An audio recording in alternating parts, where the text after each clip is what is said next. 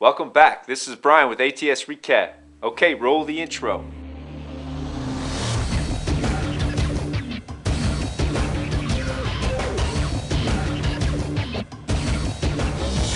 Fluoride is linked to the #1 cause of death in new research. New research has linked sodium fluoride to cardiovascular disease, the #1 cause of death worldwide. Researchers found that fluoride consumption directly stimulates the hardening of the arteries. Or, what's that called? Calcification. And get this, sodium fluoride is currently added to the water supply all over the world.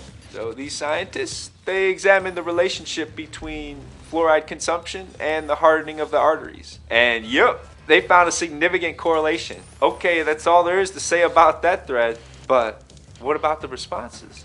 X? I'm sick of having to repeat myself. Fluoride is more toxic than lead. I'll stick to water as pure as possible. And fluoride-free dental products. Coherently Confused says, I'm not drinking tap water. And Dark Knight 76 says, please provide a source so I may refute it with actual data. And then he said he hadn't been to a dentist in 5 years and had really bad hygiene. So he gets his cavities patched up and the doc says, brush your teeth every day and use a fluoride rinse. 35 years later, and his teeth are amazing. Yep. All because of the fluoride rinse. But fluoride in a large dose is poisonous. And member Chewing on Mushrooms says, for all those people saying it's beneficial for your teeth, topical application is beneficial, not ingestion. The thread gets a little heated, but Mudbead has something to say about it. Why don't you think before you post something like this? The OP comes back and posts a few more videos. This comes down to, is fluoride a bad thing? Or a small amount in the water supply is okay.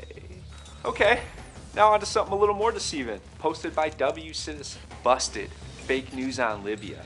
Movie sets, fake video and pics. Death threats to journalists. On the morning of August 22nd, 2011, Al Jazeera aired a live report from Green Square in Tripoli, which claimed to show the capture of the Libyan capital by rebel forces. Al Jazeera reporter Zina Kadar declared, Libya is in the hands of the opposition. These images circulated throughout the whole global media complex. Okay, this elaborate and criminal hoax was intended to show that Tripoli had fallen, but Libyan intelligence officials were tipped off one day early. Here's some differences between the real and the fake images. You can really spot the difference in the architecture. Thinking Cap says to the OP, I really hope you don't get banned from this website or have an accident because you're my favorite contributor. One Nation Under writes, fake news in Libya is just the start, my friends. Normal people are not vacationing in these countries so they can say what they want and you'll believe it. This is kind of cool. Mars One posts this video.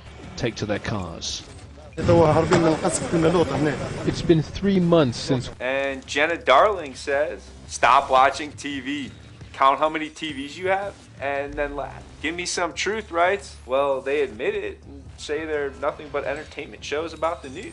You know we're in trouble when a comedy show, like The Daily Show, makes more sense than the real news. There are many videos and pics you can see through the thread, so click that link and check it out. Okay, let's go back to the United States and talk about a post by Brad Jones, Operation Mountain Guardian. This post didn't get a lot of attention because 2 days earlier, HT Row Killers 82 posts this. Something major going down in Denver. Tim Tebow's career? Over 100 agencies participate in a terrorist-based full-scale emergency exercise in and around the Denver metro area, dubbed Operation Mountain Guardian. There were 4 primary locations and 6 secondary locations. The primary locations included the mall, an elementary school, the Union Station, and a community college. Terrorists in elementary schools, that goes together. The secondary locations were the airport, medical centers, and the Mile High football field. Okay, we're getting somewhere here. Oh, and the exercise was grant funded by the Department of Homeland Security through FEMA Region 8 and the Governor's Office. Some of the objectives of the exercise include hazmat response and decontamination, public safety and security response, explosive device response operations, and on-site incident management. Oh, and by the way, many think this is a cover-up. The OP, HT Row Killis 82? I find the timing odd, and it's in line with everyone should hit the fan speculation dates. Bud Hammer says, grabbing a camera and going to drive around the areas mentioned. Cole Baltic, 1978 writes, Where there is smoke, there's usually fire. Marine Recon 77 says, when I was in the Marine Corps, I participated in a number of these in the Los Angeles area. So yeah, don't worry too much. And Charter ZZ's wishes he could bet money on whether something bad will happen or not. He'd be incredibly rich or living in a bin.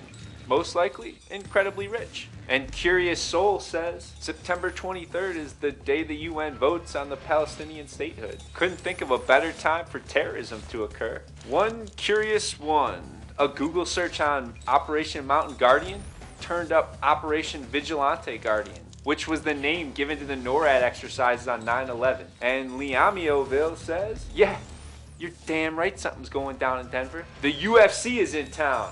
And multiple members bring up the fact that 2 of the biggest terror attacks in recent years had exercises going on in the same city. 9/11 and the London bombings. This would make one think something could happen in Denver, when in actuality, it's the place our top dogs would go if shit hit the fan. A top secret military base under Denver International Airport. But you didn't hear that from me. Okay, that's all for now, but let's say you want to know more. Connect with me on Twitter. This is Brian with ATS Recap, signing off.